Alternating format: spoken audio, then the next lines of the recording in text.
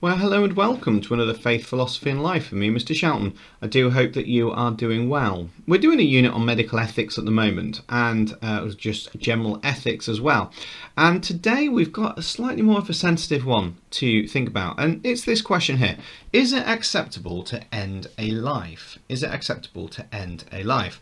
So what I'd like you to do is I'd like you to draw an agree-disagree line across your page. At one end write strongly agree, at the other end write strongly disagree. And I'd like you to label it as you go through that line. Where would you put abortion on that line? Do you agree with abortion or do you disagree with abortion? Where would you put euthanasia? Where would you put the death penalty? Where would you put accidentally killing someone? And where would you put killing someone to save other people, in an act of terrorism where you're stopping a suicide bomber?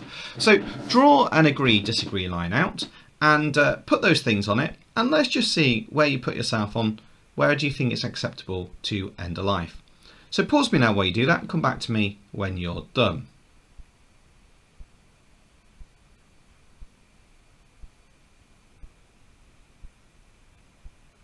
Okay, with that done, here's our cheesy intro sequence.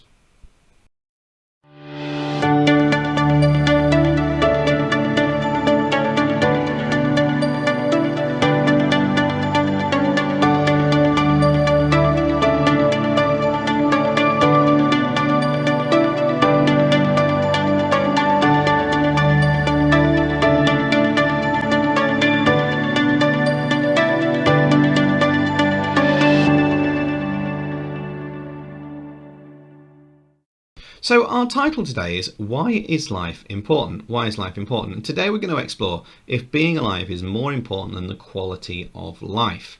So we're going to transform and reduce information into smaller pieces. Just ignore that date. That's the date I recorded this lesson. As always, do pause me as we go. Do get the title written down. Obviously, you will need to send your work to your teachers. So it's going to be good if you can give arguments supporting ending someone's life. Great if you can explain what the Catholic Church taught about Mary and Jodie and why. Even better if you can evaluate if the court should have gotten involved or not and what your thoughts are. So quite a lot there to cover. I appreciate that. So we're going to look at what the issue is. We're going to look at the life of conjoined twins, the case study of Mary and Jodie, and there'll be a little reflection as well as we go. So what is a conjoined twin? Okay, so a conjoined twin is where two twins, that would be in the name, are literally joined together. They are attached to each other. And it could be that they share organs. It could be that they share arms or legs or anything really, or their heads are fused together. And today some of the things that we're going to watch, this is a very real thing that happens around the world. But why does it happen? Well, I'm not a biologist, so if you're not happy with what I say, then please refer to your biology teacher. But it's all to do with the eggs in the woman's womb. I understand that to be the case. Anyway, normally you've got one egg which goes on to have one child. Occasionally you might have one egg that divides into two, and that's where you get twins from. But occasionally you get that one egg that divides into two as the little overlap diagram on the right, but they don't actually separate properly. So both of the embryos do actually grow, but they grow joined together, and that is where you get conjoined twins from. Now, there's a lot of health implications for conjoined twins without a doubt, but they do go on quite often to lead a very unique life. So I wonder what life would be like for conjoined twins. I found this, which I'm going to play to you now. If for some reason it doesn't play, I will put it in the description below, and there'll be a link to the Google Drive, and the clip will be in there for you to watch. It is from Channel 4. They may let it on, I'm not sure. But anyway, let's watch this now about what life is like for conjoined twins. This is my big question for you. Maybe you want to make a couple of notes in your book about this now. If it's thought that both twins are going to die at a fairly early age, would it be better to separate them and have one die, or have not separate them and have them both die? That's a horrible decision to need to make. I get that. But just answer that question in your book now for a moment, just to see what you think at this point. If you knew that both twins would die without being separated, but you had the option of separating them, one of them would die, would you do it, and why? Give that a go. come back to me in a few moments.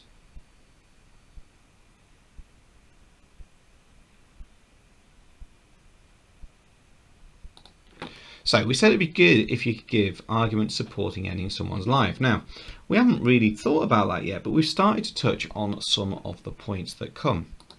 What I'd like you to do is in the description below, you will find this grid, and or you can draw this out if you don't have access to a printer, or you can obviously type it. And what we're going to do is we're going to look at the case study of a pair of conjoined twins called Mary and Jodie.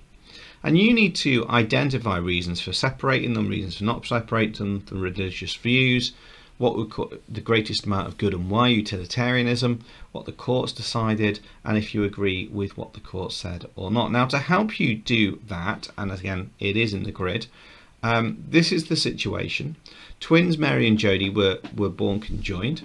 It soon became very clear that Mary was weak and relied heavily on Jodie's organs, and the decision had to be made as to whether to separate the twins to save Jodie, which would inevitably lead to Mary's death. So in the description below in the Google Drive, as I keep coming back to, you will find the story of Mary and Jodie and the group work activity. Now, if you're in a class, obviously at this point I'll be asking you to work in groups, but you aren't able to do that. There is a lawyer, the parents, the doctors, the Roman Catholic priest, and the judge. So what I'd like you to do is to have a read over that information and to try and complete the grid that we've just talked about there. Okay, so read over the information that's in the Google Drive and complete that grid. And when you've done that to the best of your ability, come back to me. So pause me now, and I'll see you in, I don't know, probably 20-25 minutes. That's quite a long task.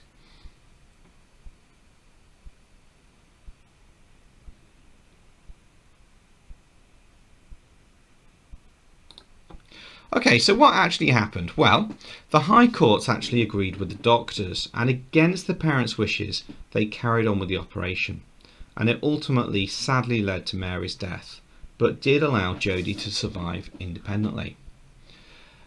You can imagine the heartache and the pain that the parents went through. The press went to town on this. I do have another clip to show you. I will warn you, it is very biased. But my question is, what do you think about this situation and why? So I'm going to play this clip to you, and again, warn you, it is very biased. But what do you think about this situation and why? So let's watch this now.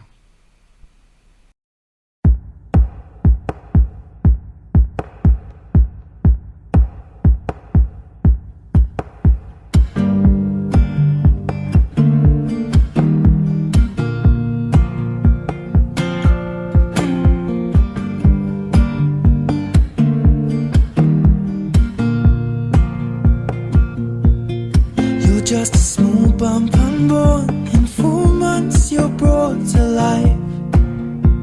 You might be left with my hair, but you have your mother's eyes. I'll hold your body in my hands, be as gentle as I can. But for now you're scared of my unmade plans. A small bump. In 4 months you're brought to life. Whisper quietly, I'll give you nothing but truth. If you're not inside me, I'll put my future in you. You are my one and only, and you can wrap your fingers round my thumb and hold me tight. You are my one and only. You can wrap your fingers round my thumb and hold me tight, and you'll be alright. Ooh, you're just a small bump, I know. You'll grow into your skin with a smile like hers and a dimple beneath your chin. size of a half grain of rice, and eyelids closed till they soon open wide. A small bump, in 4 months you'll open your eyes, and I'll hold you tightly and tell you nothing but truth.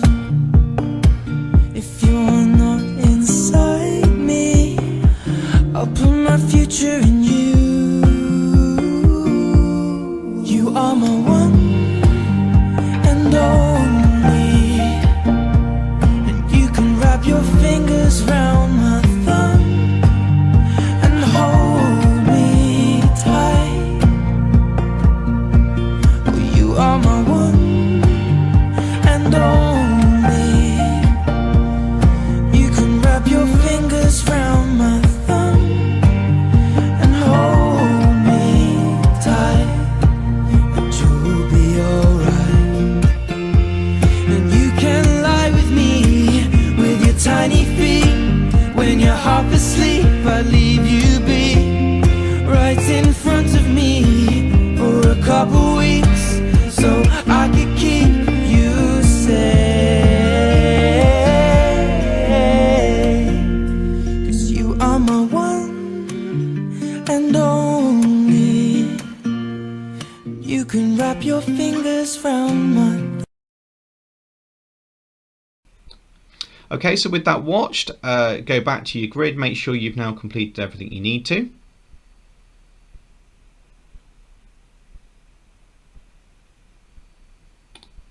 So we said it'd be good if you could give arguments supporting ending someone's life, and I think now you can probably see that that initial question I asked about when's it right to end someone's life, is it acceptable, it's actually quite a bigger question, because to save someone's life, maybe it is in fact acceptable, maybe.